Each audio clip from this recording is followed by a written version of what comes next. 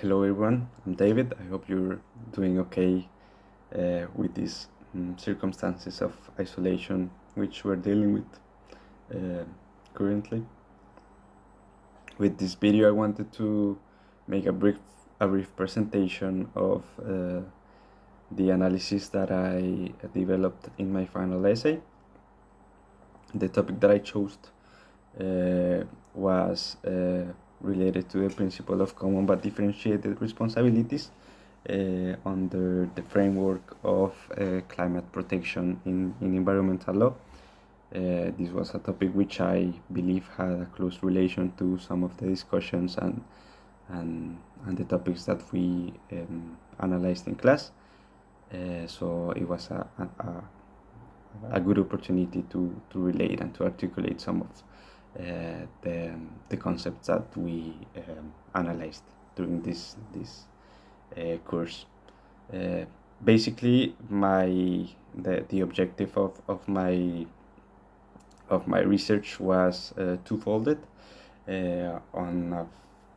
Firstly, I wanted to address on a descriptive approach,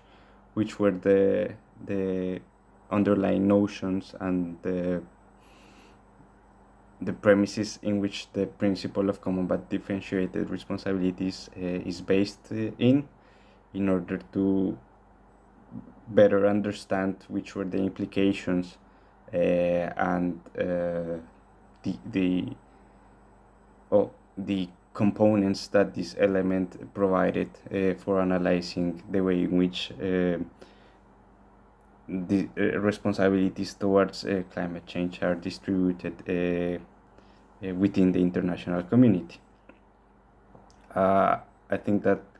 this first section was useful for understanding better the notion of common but differentiated responsibilities. And the most remarkable element that I could highlight regarding this first section of my essay was that I used this analytical tool in order to understand the notion of common but differentiated responsibilities, which was by representing it as a continuum in which the two main elements of the principle were located at each side of the spectrum. At one side, it is the element of common responsibilities of the states regarding climate change as a common concern for all humanity, and on the second side of the spectrum, there is the second component of differentiated responsibilities that basically states that states have different responsibilities depending on the degree of capacities that they have to address this crisis, or to the level of contribution that they had for generating as well the crisis. So this notion of a continuum was very useful to also locate how the Paris Agreement and the Kyoto Protocol, which are under the framework of the United Nations, may be analyzed and located under this spectrum. What I valued the most about my essay was the second part, which was a more analytical approach, a more critical approach, and I basically tried to examine two limitations that I recognized regarding the principle of common but differentiated responsibilities. The first one was the idea that under the logic of this principle, there's a possibility that some states which are currently developing developing nations, those states may have the possibility to not only have a passive profile regarding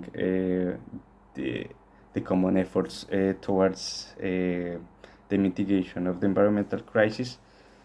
but also the possibility that those states could could even engage in pollution, in more pollution, in order to obtain a certain level of economic development. That was a first circumstance that raised my interest and my preoccupations. And what I could analyze regarding this element was that, given the alarming and critical state of our environment nowadays, and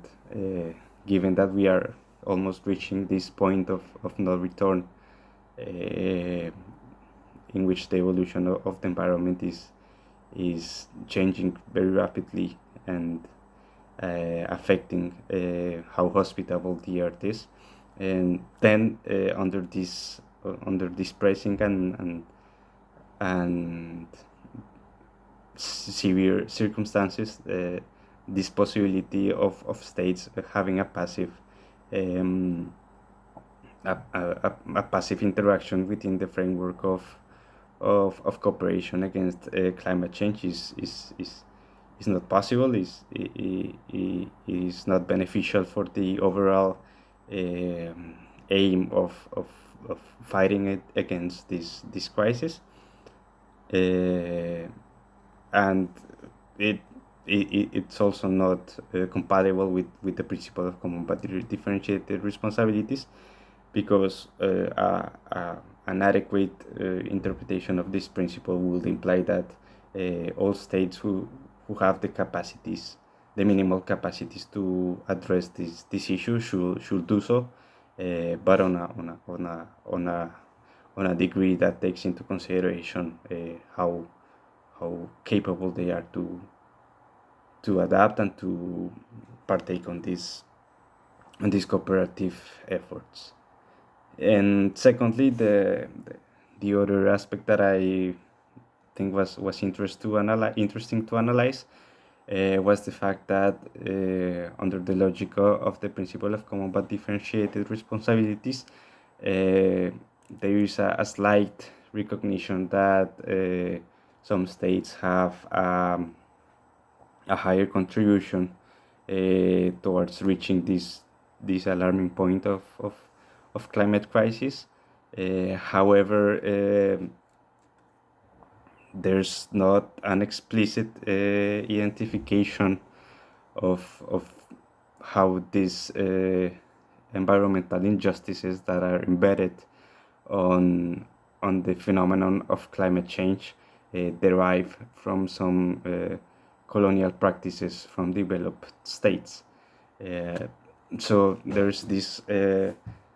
underlying colonial practices which are at the background of this unsustainable race of the industrialized nations to have a race to prosperity, and these practices had significant effects on how the international community is organized and how the resources of the environments are allocated. What I found interesting is that the principle is not explicitly recognizing these historic environmental injustices that are at the foundations of the phenomenon of climate change. And so in order to have a more adequate understanding of the principle, I believe that it is important to recognize this background. Finally, I also highlighted some elements that may be useful for further discussion, but which were not included in my essay, which was first the issue of the responsibility of multinational corporations, as they are nowadays not subject to these commitments toward the environment, at least on a legally binding nature. And secondly, the way in which currently our framework for environment protection is very limited to air pollution, but it